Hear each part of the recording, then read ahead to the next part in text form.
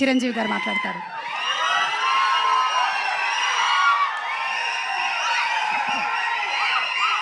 Thank you so much. Thank you.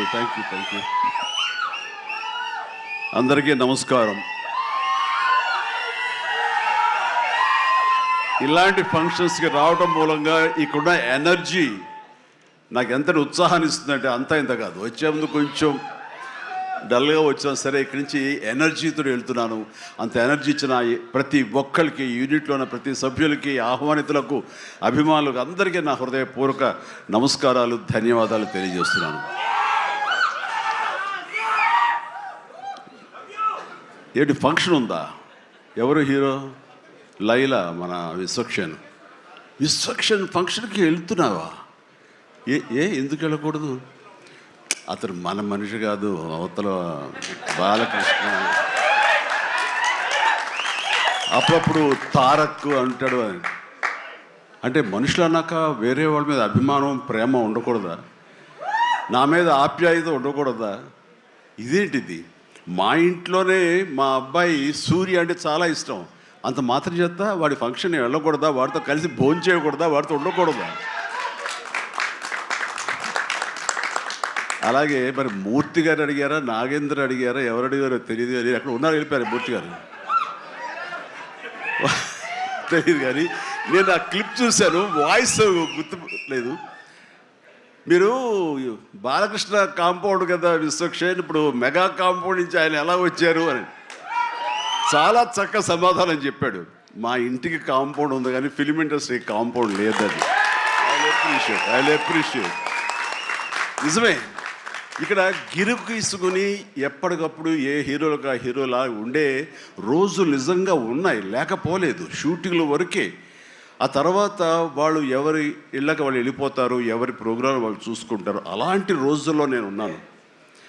వాళ్ళు అలా ఉండటం మూలంగా వాళ్ళ మధ్య సఖ్యత ఉండదేమో, వాళ్ళ మధ్య ఒక విభేదాలు ఉంటాయేమో అనే ఒక రకమైన భ్రమలో ఇక్కడ అభిమానులు కొట్టుకుని చచ్చేవాళ్ళు. ఆ వాల్ పోస్టులు చింపుకునేవాళ్ళు. నెల్లూరులో మా కజిన్స్ ఉండేవాళ్ళు. వాళ్ళిద్దరు సొంత అన్నతమ్ములు, కానీ వాళ్ళిద్దరు వాళ్ళు రామారావు గారిని, ఒకళ్ళు నాగేశ్వరరావు గారిని ప్రేమించేవాళ్ళు, ఇష్టపడేవాళ్ళు, అభిమానించేవాళ్ళు. వాళ్ళిద్దరు కొట్టేసుకున్నారు, రక్తం వచ్చే కొట్టేసుకున్నారు. నాకు దానికి కంగారు వచ్చేసింది. నేను చిన్నోడిని. ఎందుకలా కొట్టుకున్నారంటే వాడు అభిమాని, వాడు ఎంటి, వాడు అది అంటే నాగ్గడి ఇలాగని ఇద్దరు కొట్టుకుంటున్నారని చెప్పేసి. అంటే నాకు ఆ రోజు నుంచి మొదలైంది, ఏంటి సినిమా వాళ్ళు హీరోలు బాగానే ఉంటారు, వీళ్ళు కొట్టుకుని వస్తారేంటి అని చెప్పేసి. నేను ఫిలిం యాక్టర్ని అయిన తర్వాత హీరోల మధ్య ఒక సఖ్యత, సహృద్భావ వాతావరణం అది ఉండాలి, ఏర్పాటు చేయాలి బలంగా నాకు ఏర్పడటానికి ఆల్రెడీ అదొక ఇన్సిడెంట్. అందుకనే మెడ్రాస్లో హనీ హౌస్ అని అప్పట్లో ఉండే జర్నలిస్టులకు తెలిసే ఉంటుంది. ఆ హనీ హౌస్ ఏంటంటే 1 acre ల్యాండ్లో ఉంటుంది. ఎక్కడ ఏ 100 days ఫంక్షన్ జరిగినా, ఏ ముహూర్తాలు ప్రారంభోత్సవాలు జరిగినా, ఎవరికి ఏ బర్త్డేలు జరిగినా, ఏ 31st night డిసెంబర్ ఫంక్షన్ చేసుకోవాలనుకున్నా సరే అటు తమిళ ఇండస్ట్రీని, ఇటు తెలుగు ఇండస్ట్రీని ఆహ్వానించి అక్కడ అందరికీ చక్కగా పార్టీ ఇచ్చి ఒక రిక్రియేషన్ తోటి మంచి భోజనాలు చేసుకుంటూ, అంటే అవి ఉంటాయనుకోండి, అది వేరే విషయం. సో వీటితోటి మనుషుల్లో ఉండే అరమరకలు కానివ్వండి, పొరపచ్చలు కానివ్వండి, ఇవన్నీ కూడా సమసిపోయి ఎంతో హాయిగా ఉంటారు. అది నేను ఆ విషయం చాలా సక్సెస్ఫుల్. కాబట్టి ఈ రోజుకి నాగార్జున, వెంకటేష్ అండ్ బాలకృష్ణ మేమందరం కలిసికట్టుగా ఉండటానికి, ఒకళ్ళ ఫంక్షన్ ఒకళ్ళు వెళ్ళటానికి, ఈ మధ్యకాలంలో బాలకృష్ణ 50th ఫిల్మ్ సందర్భంగా నట జీవితం సంబంధించి చేసిన ఫంక్షన్లో నేను పార్టిసిపేట్ చేశాను. అలాగే నాగార్జున మేము వెరీ ఫ్రీక్వెంట్గా కలుసుకుంటుంటాం. ఈ అరమరికలు ఉండకూడదు. అభిమానం అంటే అది పర్సనల్. నా ఒక రకమైన భోజనం రుచిస్తుంది, ఇంకొక రకమైన భోజనం రుచిస్తుంది. అలాగే ఒకళ్ళు ఇంకొకరితో కనెక్ట్ అవుతారు యాక్టర్లుగా. అలా ఉండటం అనేది మనం అందరం యాక్సెప్ట్ చేయాలి. అంత మాత్రం చేత విశ్వక్సేన్ ఎక్కడ దూరంగా పెట్టి మన మనిషి కాదు కాబట్టి అతను ఫంక్షన్కి పిలిస్తే కనుక వెళ్ళాలా అని ఉండకూడదు. ఖచ్చితంగా వెళ్ళాలి. అతను మన ఈ ఇండస్ట్రీ మనిషే, మనలో ఒకడు, మన కుటుంబ సభ్యుడు అన్న భావం, అన్న మెసేజ్ మనం ప్రివేల్ చేయాలి. అంటే ఏదో మనం సెపరేట్గా ఉండటం మూలంగా, మనం అతీతంగా మనం దూరంగా ఉండటం మూలంగా మనకు ప్రత్యేకత వస్తుంది, గుర్తింపు వస్తుంది, తద్వారా మన ఇమేజ్ పెరుగుతుంది అనే భావం కరెక్ట్ కాదు. మన ఇమేజ్ పెరగాలి అంటే, మనకి ఒక ఫ్యాన్ బేస్ పెరగాలి అంటే అది మన కంటెంట్, మనం చేసే సినిమా ఇస్తుంది తప్ప మళ్ళీ మనం ఏలినేట్ చేసేసుకోవడం, మనల్ని దూరం చేసుకుంటేనే కాదు, అందరూ కలివిడిగా ఉండాలి. అని మా ఇంట్లో ఇంతమంది హీరోస్ ఉన్నారు, అందరూ ప్రతిసారి కలిసిమెలిసిగా ఉంటాం, అన్నీ ఉంటాం. అలాగని చెప్పేసి మా ఇమేజ్లు తక్కువ. ఈ రోజున పవన్ కళ్యాణ్ ఏబీలో కనిపించగానే ఇది అన్నారు, దాన్ని గర్వపడాలి. పుష్ప టూ పెద్ద హిట్ అయింది, బ్లాక్ బస్టర్, దాన్ని గర్విస్తాను.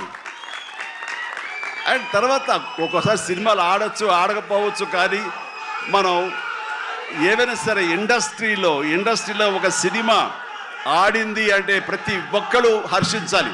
ఎందుకంటే ఒక్కొక్క సినిమా గురించి, ఒక సినిమా ఆడిందంటే ఎన్ని వందల మంది, వేల మంది, లక్షల్లో కార్మికులు కానివ్వండి, పరోక్షంగా ప్రత్యక్షంగా వాళ్ళు దాని మీద ఆధారపడతారు, బతుకు జీవనం వెళ్ళగలుగుతారు. కాబట్టి వాళ్ళ బతుకు తెరువు కోసం, వాళ్ళ భవిష్యత్తు కోసం, వాళ్ళ యొక్క జీవితం కోసం మనం ఖచ్చితంగా హిట్ సినిమాలు చేయాలి. ఒక హిట్ ఎవరికి ఏ హీరోకి వచ్చినా సరే అందరం ఇవ్వాలి, అందరం ఆనందపడాలి.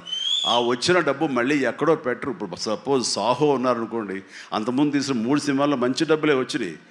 అండ్ ఆ డబ్బు ఎక్కడో తీసుకెళ్ళి ఇవ్వట్లేదు, తీసుకొచ్చి మళ్ళీ నాకే ఇస్తున్నాడు, మన వాళ్ళకి ఇస్తున్నాడు, నటినట్లకి ఇస్తున్నాడు. ఈ డబ్బు ఎక్కడికి పోదు. అండ్ భగత్ సింగ్ కేసరి సినిమా చేశాడు, లాభించేసాడు, ఇంకా మనకు లాభం లేదు అని వేరే గ్రూపు, వేరే కాంపౌండ్ అనుకుంటే, నాకు అతను ఇచ్చిన అడ్వాన్స్ ఎక్కడి నుంచి వస్తుందండి? అతను ఇచ్చిందే కదా. అది రావాలంటే అతను మంచి భవిష్యత్తు కోరుకోవాలి, అతను గుడ్ విషెస్ తెలియచేయాలి. అందుకని ఇండస్ట్రీలో ప్రతి ఒక్కళ్ళు ఒకళ్ళనొకళ్ళు అవినాభావ సంబంధంతో ఒక కుటుంబ సభ్యుల్లాగా ఉన్న రోజున ప్రతి వాళ్ళు గొప్పగా చెప్పుకుంటారు, ఆనందంగా ఉంటుంది.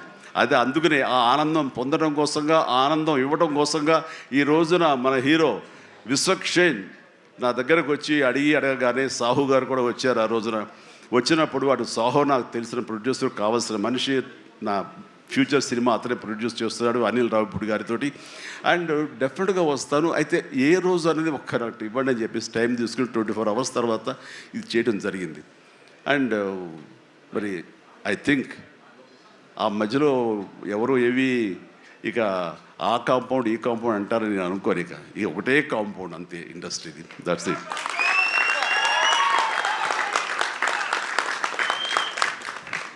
ఇక ఈ సినిమా ట్రైలర్ చూసిన తర్వాత నాకు ఎక్కడో మనం ఉండే పెద్దరికాంతో మనం సంసారపక్షంగా ఉంటున్నాం, మన కుటుంబం అని, కానీ ఎక్కడో అన్నగారిపోయినటువంటి ఉంటే సరే అది ఆ కోరికలు గబుక్కుని పెళ్ళు బుక్కింది. ఆఫ్టర్ ఆల్ ట్రైలర్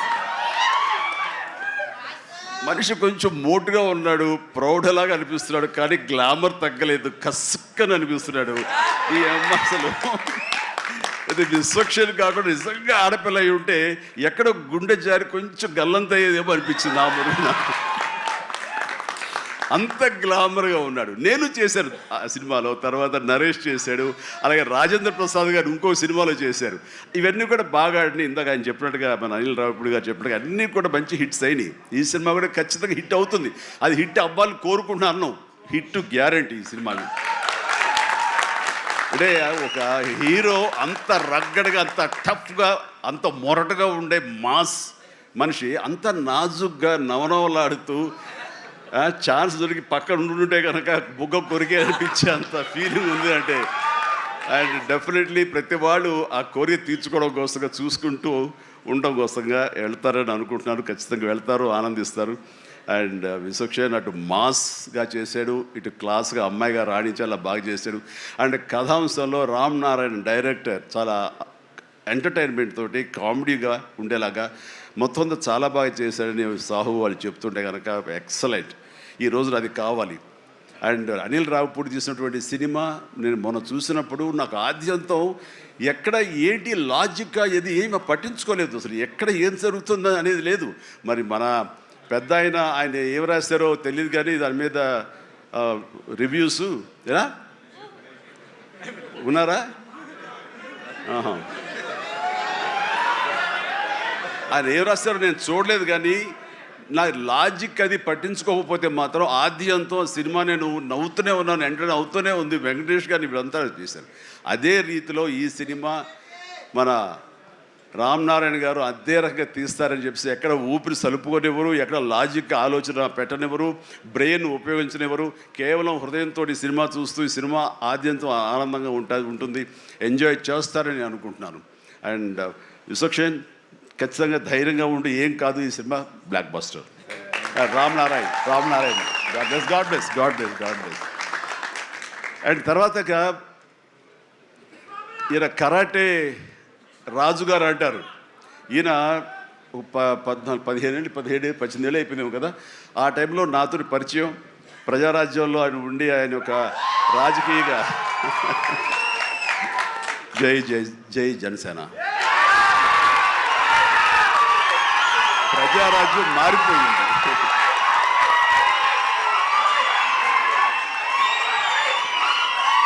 ప్రజారాజ్యం రూపాంతరం చెందింది జనసేనగా. I'm very happy. ఆ రోజున పొలిటికల్గా తను రావాలి అని, పొలిటికల్ ఎదగాలని తన ఇంట్రెస్ట్ అని చెప్పినప్పుడు నేను వెంటనే ఆయనకు అవకాశం ఇవ్వడం జరిగింది. బట్ పరిస్థితులు ఇంకోలాగా ఉండేది. అలాగే అప్పటి నుంచి నాతోటి సత్సంబంధాలు ఏర్పరచుకున్నాడు. వాళ్ళ అబ్బాయి ఇలా సినిమాలోకి వస్తాడు అని కూడా చెప్పాడు. నేను వాళ్ళ ఇంటికి వచ్చినప్పుడు ఏదో పూజకు వచ్చాను ఒకసారి, అయ్యప్ప పూజకు వచ్చినప్పుడు. చాలా చిన్నవాడు అనుకుంటా విశ్వక్సేన్. బట్ మరి ఎట్లా తనలో ట్రిగ్గర్ అయిందో, మరి అంత దూరంలో ఉన్న హాలీవుడ్లో ఉండి హైదరాబాద్లో సినిమాల్ని ఎలాగ ఆకర్షితులయ్యో తెలియదు. ఇంత నువ్వేనో అన్నమాట. దిల్షుక్ నగర్ అమెరికా దగ్గర అనిపిస్తుంది దిల్షుక్ నగర్ అంతవరకు.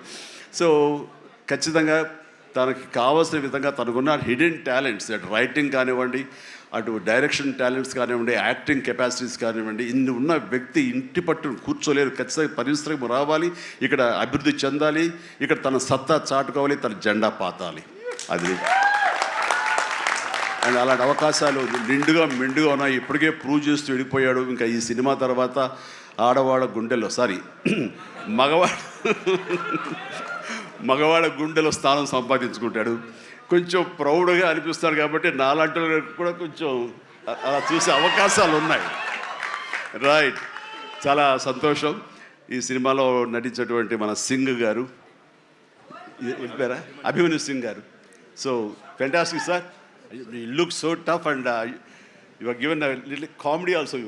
You did it fantastic. I could gauge with the small expressions.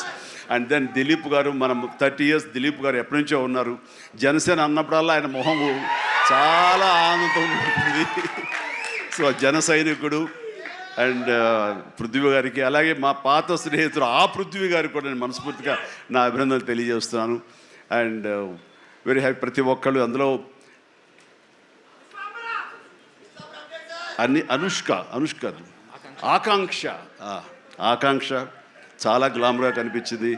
అలాగే Kamakshi,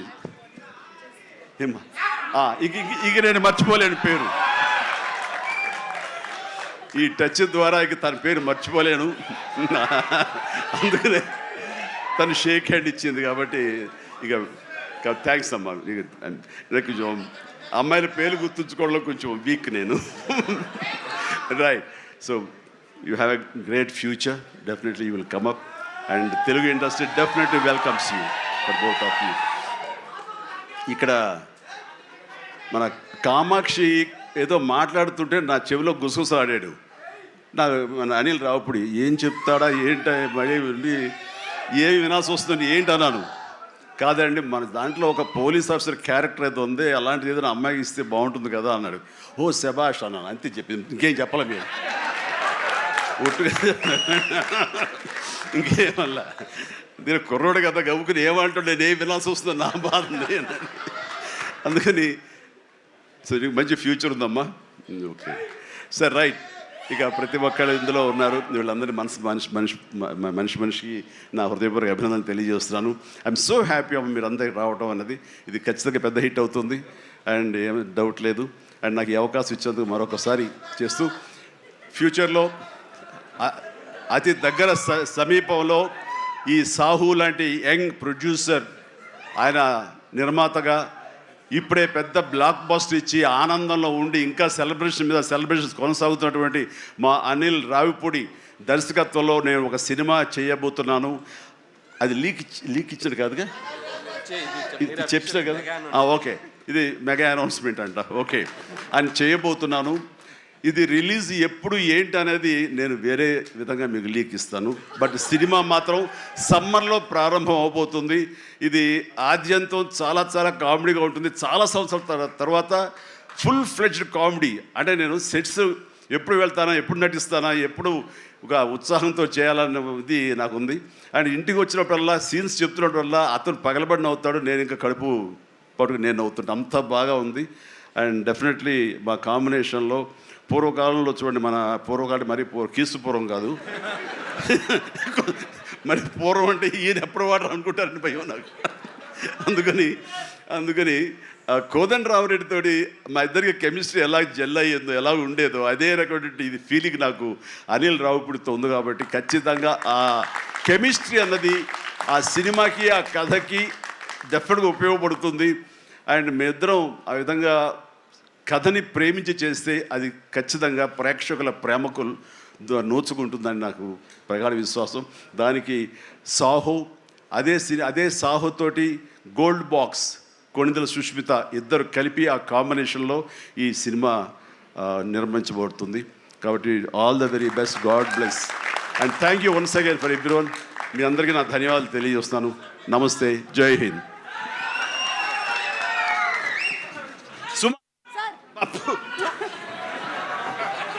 hello, thank you so much. Thank you so much Chiranjeevi గారు. మీ పెద్ద మనసుకి, అలాగే మీ నటనకి మాత్రమే కాదు, మీరు మాట్లాడినటువంటి ఇవాళ మాటలకి, మీ నడవడికి కూడా మేమందరం fans. You are an inspiration to all of us. నన్ను మీలో ఒకటిగా ఉంచండి, వేరే దూరం చేయొద్దు ప్లీజ్. అలాగే చిరంజీవి గారు, మాలో ఒకరే మీరు. అలాగే. అండ్ ఇప్పుడు మా కరాటే రాజు గారు wants to give a special gift to Chiranjeevi గారు. లండన్లో ఏదో లీక్ చేసేస్తాను బాబు. ఇంకొక విషయం, లండన్ ఏంటి సార్? అదే ఒక రోడ్డుకి వచ్చేసింది, ఒక విషయం లీక్ చేయబోతున్నాను, మళ్ళీ ఆపేస్తున్నాను. పర్లేదు సార్, ఎలాగో కొంచెం చెప్పారు కదా, ఇంకొంచెం చెప్పండి సార్. అంటే నీ విషయంలో నేను లండన్ దాకా రాగలవా? కంపేర్ చేయడానికి ఇలాంటి ప్రోగ్రామ్? తప్పకుండా సార్, లండన్కి వస్తాను. లండన్లో నాకు సన్మానం జరుగుతుంది, నువ్వు వస్తే బాగుంటుందని. నేను తప్పకుండా వస్తాను చిరంజీవి గారు, ఎప్పుడో చెప్పండి, రెక్కలు కట్టుకొని వచ్చేస్తాం. రెక్కలు కట్టు కాదు, ఫ్లైట్లో రా, టికెట్ నువ్వే పెట్టుకో, నీది టికెట్. నేను ఇంకా లండన్ అంటే వ్యాక్స్ స్టాచ్యూ ఏమైనా తయారు చేస్తున్నారేమో అనుకున్నాను. Okay, so thank you, that's our Chiranjeevi గారు. చిరంజీవి గారి సెన్స్ ఆఫ్ హ్యూమర్కి విశ్వంబర సినిమా తర్వాత రాబోతున్నటువంటి సినిమా పెద్ద బ్లాక్ బస్టర్ హిట్ అవ్వాలని మనస్ఫూర్తిగా కోరుకుంటూ ఉన్నాము. And once again special thanks to Chiranjeevi గారు and the complete team. February 14 థియేటర్స్లో కలుద్దాము.